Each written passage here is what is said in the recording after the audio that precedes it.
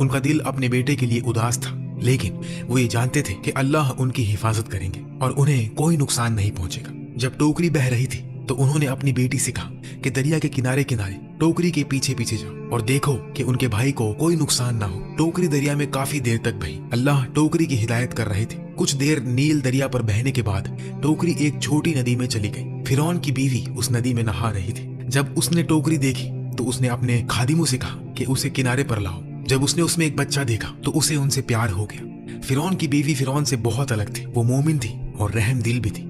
वो एक बच्चे की तमन्ना कर रही थी। जब उसने वो बच्चा देखा तो उसे गोद में उठाया और चूमा। फिरौन हैरान हो गया जब उसने अपनी बीवी को बच्चे को गोद में लिए और खुशी के आंसू बहाते देखा, जो उसने कभी नहीं देखा था। मुझे यह बच्चा रखने दो, यह हमारा बेटा बन जाए, उसने अपने शौहर से दरखास्त की।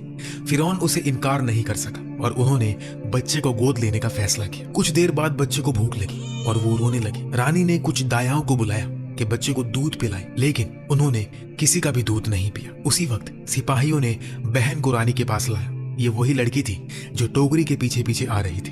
बहन ने जवाब दिया, मैं तो सिर्फ टोकरी के पीछे क्यूरियोसिटी से आ रही थी। जब उन्होंने अपने भाई को रोता देखा तो फिक्रमंद होकर बोली, मुझे एक औरत मालूम है जो इन्हें दूध पिला सकती है।